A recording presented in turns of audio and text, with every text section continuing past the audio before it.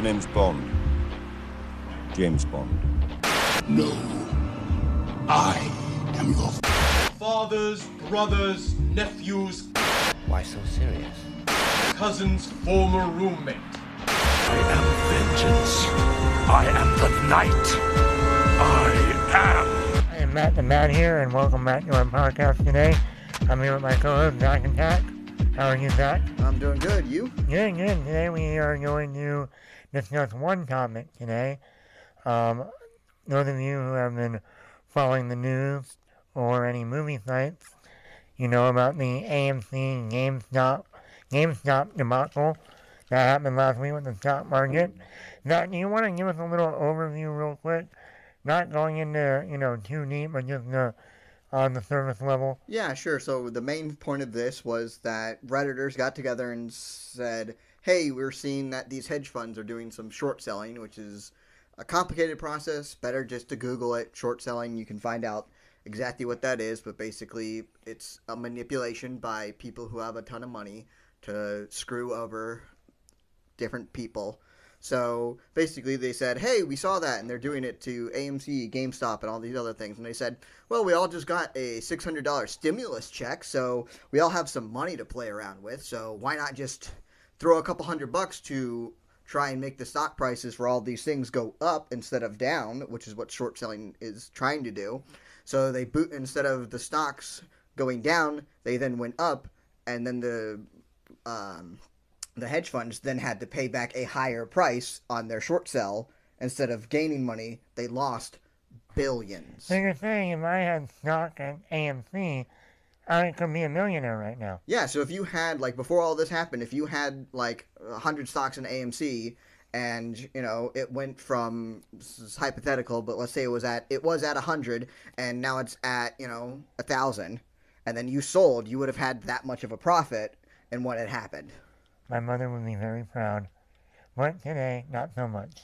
Anyway, so, we're not here to talk about the actual, what's really going on. We're here to talk about, once again, my co-host brought up AMC, movie theater chain. On our show, we talk movies here. We don't go into politics or stock market. That's not my forte. But what we want to talk about today is, earlier this week, 2 different studios are already working on 2 different movies dealing with the stock market thing. One already has a screenwriter, Mark Bull. If you don't know who he is, he's the screenwriter on Zero Dark 30, the one with Jessica Chastain and going after Osama bin Laden back in 2012. And another studio already has an actor lined up, Noah Centineo. Mm-hmm. He's in that new Netflix movie, All the Boys I Loved Before. You'll find him on there. He's going to be in the new Black Adam movie with The Rock, a young up-and-coming actor. Mm-hmm. So, Zach, do you think it's already too soon to already be jumping into a movie a week after this whole thing went down? It sounds a little suspect to me of what's actually what's the point of all this stuff?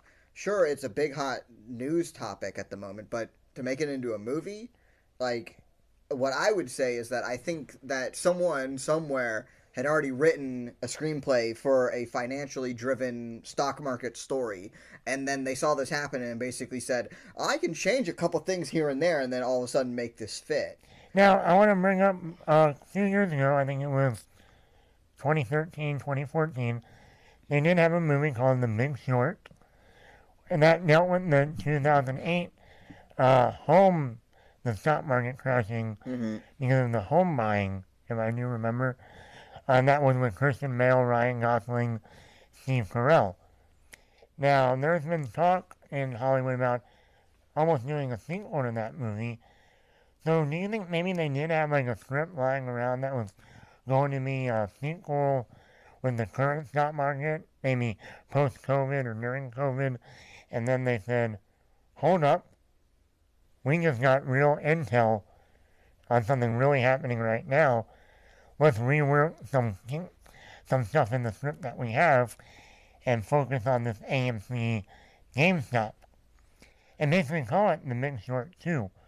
Yeah, I mean that could work. The first one was based on true events and the like. So if they were making The Big Short 2 was already in a thing and their whole thing was about like record stocks before COVID hit, I could see that happening. If they were planning a movie where it's kind of like, oh, the stock market crashed during COVID, that would infringe on my other rule of no pandemic movies. Sorry. Because they would be around that. Mm-hmm. Not really that interested in something like that. This is the one good thing about a story like this is that it's really easy to do. Yeah. It's like the beats are all there. You have the story plot beats are all there because you can have the Wall Street angle, then you have the internet angle, and then you have the serendipitous.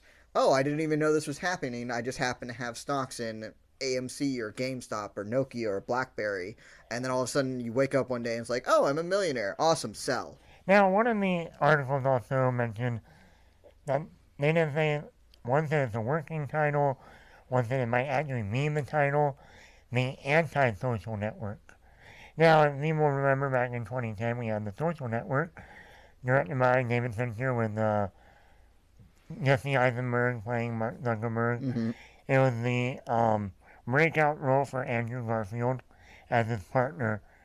Do you think we could have a social network type of film where we have these young Reddit people, almost like the Mark Zuckerbergs or the Winklevoss twins, and have this kind of back and forth court debate while showing, people getting rich, people losing their jobs, people, go down that road. Yeah, I could see that, and it's like, I'm not denying the fact that this situation would make for a good basis for a movie. The problem is that whenever you use real life situations for that, they then all of a sudden take on a life of their own. So like the recent Netflix stuff with the Crown and the Princess Diana story and all that stuff, you have the royal family legit coming out and being very angry for legitimate reasons, saying you marketed this as like a based on a true story, and over half of this is not even true. Well, so it's like you start to rewrite history with entertainment. Type of deal. In a way, that is almost all biofilms. True. I don't know there's a biofilm out there that is 100% accurate. Right, because you got to create drama in there. Yeah, and like we were talking about earlier, there's also some plots. They could have an average everyday guy, worker, female, male, whatever, who, works at a, day job Monday through Friday, trying to pay the bills, trying to pay the rent, trying to put food on the table, and, he happens one day, maybe even a young 20-year-old or 30-year-old decides I'm going to invest in some stock market, some stocks, a big, likes going to the movies, says, hey, I'm going to put some money into AMC stock. Why not? Maybe they'll bounce back up once this whole post-COVID is over. It seems like the movie theaters are starting to slowly ramp back up. I'm going to take a shot. Mm-hmm. See what happens. And then, next thing you know, he opens up his phone one day and looks at his stock market and he wakes up a millionaire. Yeah. That could be... Go to bed. That could be... Start at the bottom and now I'm here. You can have the... the back and forth story as the main one, mm-hmm. The backstabbing and the who's the villain, who's the hero and all this. But on another level, on a subplot level, you could have that underdog story of that person who works hard but still not making it in the world, trying everything he can, just happens to put in some money to buy some stocks, and next thing you know, he's a millionaire. Yeah. And maybe he uses that money for other things, for good. Yeah, I think the one key aspect of that's going to happen through all of this stuff is that in the screenplay, you have there's two ways that this could go. In my mind, they could do a Wolf of Wall Street type of deal, in which they follow the protagonist of the film, the main person you follow in the film, is the bad guy. You're not. So they follow the like Wall Street. Like a Jordan Belfort. Right. Who Leonardo DiCaprio played. Right. So you can do something like that. And that could be like the impetus and that's the person you follow, and you show them, and they're like, oh, I'm a millionaire, I'm throwing money around and doing all this stuff, and all of a sudden you have the reverse thing. Instead of having the poor person wake up and all of a sudden they're a millionaire, they go like, oh, we're gonna short sell this, GameStop and AMC and all this stuff, and this is all that's gonna happen, and then he's like, oh yeah, make the deal, goes out, parties, passes out. Wakes up and he looks at the phone and just going at 20 missed calls. It's like, we're losing, like the short sell failed and all this stuff and then you show like the downfall of all that. That's one way to do it. The other way would be to show have the protagonist be the people who did this to the hedge funds people. Because in my mind, I'm sorry, the good guy in a film about this topic can only ever be the people who screwed over the hedge funds managers. That's it. If there is the problem that a biopic type of film about this topic would run into is that this topic, more than any other, more than Zero Dark 30 and all that stuff, this topic is too closely tied to what is culturally happening to our world right now.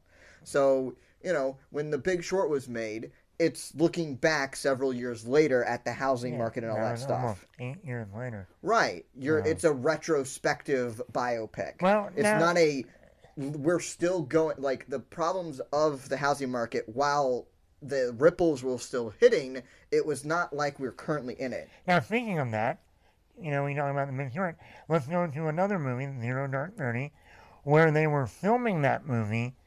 They had a script, it was done, they were almost done filming, and their original ending still had Osama bin Laden alive, because he was alive when they were filming it. But when they were that would have just been a terrible ending to a film. When they were in the midst of filming, almost done filming, that's when we got the news in the spring of 2011. Osama bin Laden's been shot. He's dead. Boom. And the writer and the producers and the studio said, time out. Let's rewrite the ending. That really happened in real life now. Not some fake, dramatized version. Let's put in the real ending. How do you see that with this movie? Since this is going on right now, and they're already working on a script for it, or they might already have a script that they're just tweaking. Do you think they should wait till the fallout is over and we see the outcome, or just keep going? It's a hard question to ask, because the best part about this, because right now we are, however you feel about this situation, we are quote unquote in the happy ending part, which is the people, the little guy, made their money. They won. What's about to happen, who knows? There could be law changes. There's probably going to be criminal charges against someone somewhere. I can almost guarantee it. And now, so it's like, that's not. Like I said, we're not here to get into all that. Like, right. Who's going to get stabbed first? Who's going to, But also, before all this happened, AMC, the movie theater chain, the company, right, they were going to go bankrupt. They said at the end of 2020, by the first month of 2021, we will be bankrupt. We will be probably closing our doors for good. And Regal is still not open. Regal has not been open this whole pandemic. Right. So, going back to now this week, or the end of last week, the owner and chairman of AMC said, we are out of debt. We are completely, all of 2021 is covered. He said, quote, and I'm not going to quote it verbatim, but he did say, you don't even have to put another movie in theaters the rest of the year, and we'll be fine until January 2022. So, AMC right now is in very good place for them. Correct. They don't have to close their doors. Mm-hmm. They're not going bankrupt. They are covered for the rest of the year, even if another movie does not come out. Right. And if another movie comes out, that only helps them even more. So what do you think about that? Like, I think that right there is the good thing. Like, realistically, this seems it's kind of hard of how you would write a screenplay to this if you want to go like pure, what's happened in there, because the end of 2021 the end of 2020 when AMC came out and said, we can make it through January. Well, in real life, that's the reason why the hedge funds did what they did. That's the reason why the Redditors then did what they did. And it wasn't AMC, it was GameStop and all these other companies that had said similar statements. And then all of a sudden, boom, that's how you got the real life situation of what had happened. And then this is the good ending. If a biopic is done of this situation, the good ending to end on would be like the businesses that were helped out. AMC's still in there. People are able to go back to movies. The average Joe and the underdogs made millions or made thousands. Doesn't matter of what it was. And that the big fat cats, regardless of whatever they are in movies, big wealthy people are always the bad guy. It's just what it is. And then those people lost billions. That's just facts right there of the situation. So that right there is all, that's a good ending point for a movie. now let me ask you. So AMC is covered. Mm-hmm. But there's more than just AMC out there. There's Regal. How do you think Regal, as another rival studio to AMC, what do you think they're thinking right now? Do you think, we kind of want this to happen to us? We want to get out of the hole. We want to be semi on the right path. I don't know the current financials of Regal and that stuff. I don't know whether they're over, under. I'm assuming they're under because of the pandemic and they haven't been open. So I would assume that they're not in as good as a place as AMC is right now. AMC did open up. They opened up in limited capabilities. That was a risk. So, you took the risk, you got the reward. Well, once again, me and you went and saw Wonder Woman. Mm-hmm. You saw how many people were in the theater for a big blockbuster like that. There was like 10 other people. Yeah, in fact, there was more people in that theater than when I saw Tenet in the summer. Mm-hmm. So, I mean, you look at those numbers of, okay, you're seeing even with a big blockbuster movie, the audience, coming in still isn't that high. You try and put an independent film in there, no one's going. So, let's wrap this up a little bit right now. So overall, you think the movie, already moving forward with the movie, good idea, bad idea? See the outcome? I would assume that the studio that announced their screenwriter is probably going to make a closer biopic to what this is. Like the kind of the situation, all that stuff. That's my assumption. For the studio that already had an actor attached to it, I'm assuming that they already had their script. They already had everything that they were going to do. And they said, ooh, we can tweak like one or two things here and there to make our film closer to what happened to try and capitalize on the buzz is going to be my thought. Either way, I would still say, let's wait a bit. Like, just like my whole thing about, like, pandemic movies. Because this is, to the situation that's in here, it was caused by the pandemic. Even if you took that out of it, you could still, like, not mention the pandemic at all and still have the stuff. Even though a big impetus for the actual real life thing was everyone in America just got $600 to go play with for a stimulus check.